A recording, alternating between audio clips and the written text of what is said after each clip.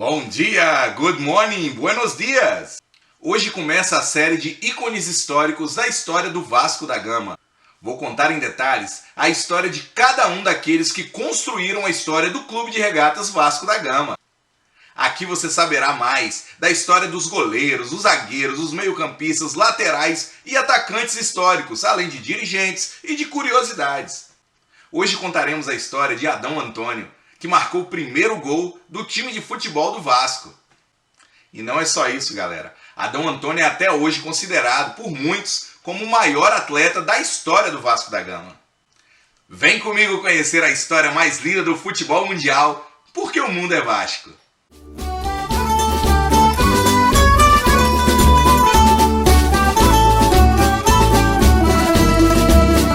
Sobre os peitos leais vascaínos brilha a cruz gloriosa de Malta. No dia 3 de maio de 1916, o Clube de Regatas Vasco da Gama estreou oficialmente nos gramados diante do Paladino Futebol Clube. Poucos meses antes, o Almirante havia absorvido os atletas do Lusitânia, todos portugueses, para sua agremiação, e entre eles havia um jovem que viria a ser considerado por muitos o maior atleta da história do Vasco, Adão Antônio. Portugal, 1896. Na cidade de Penafiel, província do Douro, nascia no dia 22 de agosto Adão Antônio Brandão.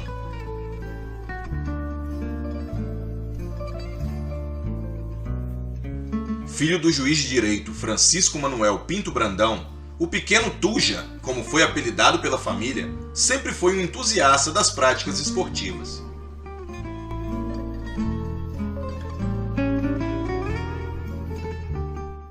Aos 13 anos de idade, em 1910, o garoto ruivo de testas largas possuía tamanha intimidade com a bola nos pés nos jogos recreativos no Colégio São Carlos, na cidade do Porto, que logo despertou o interesse de dirigentes do famoso clube português.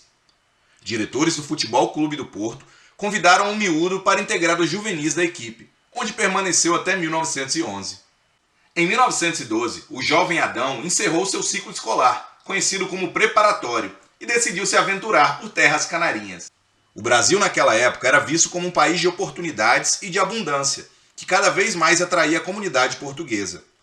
Além disso, a enorme colônia vinha prosperando ao longo das últimas décadas, principalmente na capital da nova república, a cidade do Rio de Janeiro. O comércio carioca era predominantemente comandado por portugueses, que empregavam seus patrícios nos mais variados setores. O tio de Adão possuía uma fábrica de calçados na cidade. O jovem obteve a bênção de seus pais e rumou para o Brasil cheio de sonhos e anseios. Ao chegar, foi trabalhar na fábrica de calçados. Lá, ouvia muitas histórias dos operários sobre o futebol praticado pelos campos cariocas e a alegria naquele esporte que vinha se popularizando rapidamente. Adão queria provar à sua família que a sua escolha em abandonar os estudos na sua terra natal para se aventurar pelo mundo era a decisão correta para um jovem de 16 anos e, embora dedicado ao trabalho, sentia falta de praticar suas atividades esportivas. Os operários da fábrica costumavam jogar futebol nos horários vagos e, ao ouvir que Adão havia jogado nos juvenis do Futebol Clube do Porto de Portugal, o convidaram para participar de um treino no Real Grandeza Futebol Clube, pequena agremiação localizada na zona sul do Rio de Janeiro. E assim começou a se destacar o jovem Adão Antônio nos campos da rua Toneleiros, em Copacabana. A equipe do Real Grandeza contava com alguns ótimos jogadores e o treinador resolveu escalar Adão pela ponta direita do time. O craque desfilou elegância, desenvoltura e muito talento, elevando o patamar da pequena equipe e atraindo em poucos meses espectadores de toda a região. Porém, um fato muito importante aconteceria naquele ano de 1913. Um tradicional clube vizinho do Real Grandeza e da Zona Sul, o Botafogo de Futebol e Regatas, era o atual campeão carioca de futebol e convidou um selecionado de Lisboa para alguns jogos amistosos no Brasil. Vieram grandes ídolos portugueses como Paiva Simões, Manuel Vieira, entre outros. O ensejo mobilizou a população carioca, especialmente a colônia portuguesa, e fez tanto sucesso na capital federal que diversas agremiações esportivas lusitanas começaram a pipocar por todos os lados. Surgiram clubes empenhados em alavancar essa modalidade esportiva tão peculiar, haja vista tamanha popularidade criada. Com o intuito de consolidar a sua posição social na capital federal e surfar na onda da nova sensação esportiva, a colônia portuguesa desandou a fundar novos clubes desportivos. Surgiram o Lisboa e Rio Futebol Clube, o Lusitano Esporte Clube, o Cruz de Malta Futebol Clube, o Centro Português de Desportos e o Lusitânia Esporte Clube, entre outros. Os dois últimos começaram rapidamente a se destacar dos demais. Naquele ano, Adão foi convidado a ingressar no Centro Português de Desportos. A agremiação disputava diversos jogos com outras associações lusitanas e o Atlético Ponteiro Direito se destacava cada vez mais. Num desses confrontos contra outra potência portuguesa, o Lusitânia Esporte Clube recebeu a visita do seu co-irmão. No estádio do Lusitânia, nos terrenos do Turf Clube, no Morro da Mangueira, o Centro Português de Desportos foi derrotado numa partida marcada por uma confusão generalizada. Apesar disso, Adão se destacou e foi convidado a ingressar no time do Lusitânia. Nascia naquele momento o maior selecionado totalmente português na cidade do Rio de Janeiro. Em 1915, o Lusitânia Esporte Clube já era muito conhecido na capital federal.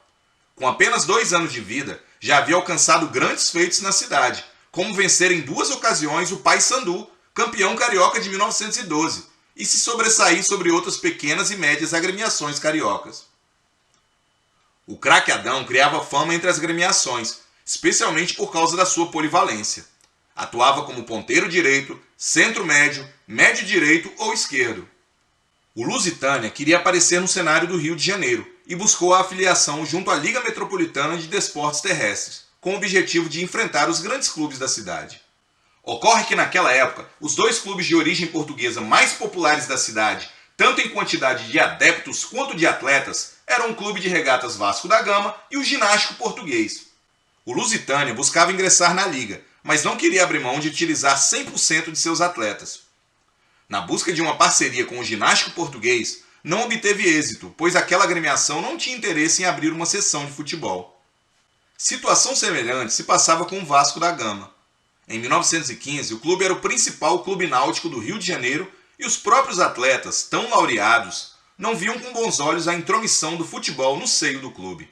Outros clubes náuticos já se arriscavam nos gramados, como o Icaraí, o Boqueirão, o Esporte Clube Brasil, o Guanabara e o atual campeão carioca de futebol, o Flamengo. E esse fato pesou bastante para que houvesse essa união entre Clube de Regatas Vasco da Gama e o Lusitânia. Finalmente, em novembro de 1915, o futebol foi introduzido no Vasco, que assimilou ao seu clube os atletas renomados do Lusitânia, como Cândido Sotomayor, Frois da Cruz e Moura, ex-goleiro do Benfica, além de todo o seu material esportivo. Aí então Adão Antônio Brandão, o maior multiatleta da história do Vasco da Gama, se juntava ao Cruz Maltino. Após se afiliar à Liga Metropolitana de Desportos Terrestres, o Vasco estreou na 3ª divisão do Campeonato Carioca de Futebol de 1916. Naquele dia 3 de maio, enfrentou o Paladino Futebol Clube no campo do Botafogo, na Rua General Severiano. O clube da Cruz de Malta, que ainda se adaptava à nova modalidade, viu o adversário marcar 1 vez, 2 vezes, 5 vezes. Quando o placar apontava 8-0 para o Paladino, um chute despretensioso da lateral direita cruzou a área e encontrou o bico da chuteira de Adão, que entrava para a história como o autor do primeiro gol oficial da história do Clube de Regatas Vasco da Gama. Foi a 3 de maio de 1916, campo do Botafogo, adversário Paladino Futebol Clube, isto é, na 3ª divisão já. Score 10-1, a minha posição ponta direita. E note-se, não era para acontecer um revés tão grande. É verdade que o nosso adversário era melhor, mas não tanto a ponto de arrasar. Mas assim mesmo, ainda consegui salvar a honra do clube. Mas o pior estava reservado para depois, quando chegamos ao clube, na Praia Santa Luzia. Lá estava a turma da praia. Foi um desastre, mas soubemos perder. Limosearam-nos com laranjas, etc. Nessa época, Adão entrava para a história não só por ser o autor do primeiro gol da história do Vasco. Ele, como sócio do clube português, ingressou em outras modalidades como o remo e o polo aquático. Mas um dos episódios mais célebres foi numa prova de atletismo. Haveria a disputa dos 200 metros rasos e o principal corredor vascaíno da modalidade teve uma séria contusão. Adão se candidatou para substituí-lo na prova, tendo que enfrentar grandes nomes como Oswaldo Gomes, do Fluminense, e o atual campeão brasileiro e sul-americano Ulisses Malaguti, atleta do Flamengo. Mesmo sem ninguém acreditar, o atleta vascaíno prometeu e venceu a prova, demonstrando toda a sua capacidade. Adão Antônio se dividiu em diversos palcos do esporte do Clube de Regatas Vasco da Gama. Em 1919, foi campeão carioca de remo. Repetiu a façanha em 1921, mostrando toda a sua imponência física. Nessa época, Adão fazia parte de diversas modalidades esportivas do clube. Além do remo e do atletismo, jogava no time de futebol que fazia sucesso na segunda divisão do Campeonato Carioca e participava das equipes de tiro esportivo, polo aquático e natação do clube, além do tênis de mesa. Já em 1922, embarcou para Portugal para passar uma temporada com a família e não participou da campanha de acesso do Cruz Maltino à primeira divisão do Campeonato Carioca de Futebol.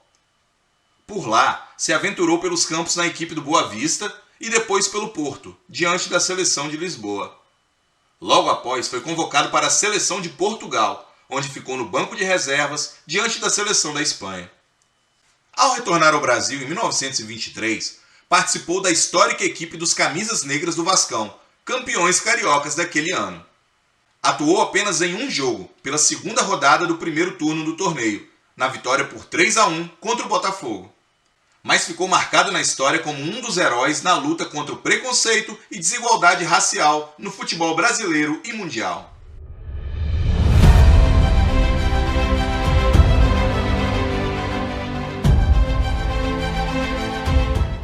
O Clube de Regatas Vasco da Gama foi a única equipe a disputar todas as divisões de acesso do futebol brasileiro até chegar ao patamar que se encontra hoje, de um dos grandes clubes do Brasil.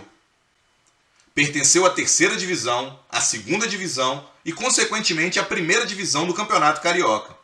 Adão Antônio participou de todas essas campanhas, de 1916 até 1921, além do título de 1923. Cresceu junto com o clube, mesmo sem o conforto e condições ideais. Naquela época, os jogadores jogavam em campos abertos e se responsabilizavam por despesas eventuais. Não existiam massagistas ou médicos. Os atletas disputavam o esporte puramente por prazer.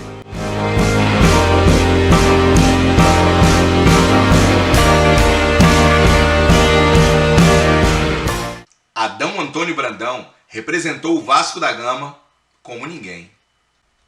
Após a campanha do título de 1923, Adão abandonou os campos de futebol e continuou atuando como atleta do clube. Seu jogo de despedida nos gramados foi no dia 2 de dezembro de 1923, num amistoso contra a equipe uruguaia do Universal Futebol Clube nas Laranjeiras. Ele nunca se desligou do clube, se tornando posteriormente tesoureiro e diretor da agremiação nos anos 30. Passou as décadas seguintes torcendo e frequentando os campos e arenas como torcedor ferrenho do Cruz Maltino.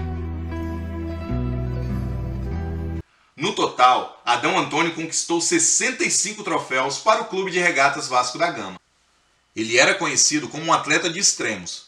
Praticava diversas modalidades simultâneas, se dedicando ao máximo até atingir o ápice em cada uma. Em 1971, com 75 anos de idade, Adão teve um coágulo retirado do cérebro. Sua primeira reação após a recuperação foi fazer recortes sobre o time que tanto amou. Anos depois, a doença se agravou e Adão já não se lembrava mais da sua infância em Portugal, nem de seus tempos de fábrica no Brasil.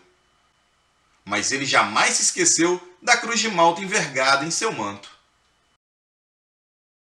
Afinal de contas, Adão Antônio Brandão é considerado até hoje o maior atleta da história do Clube de Regatas Vasco da Gama.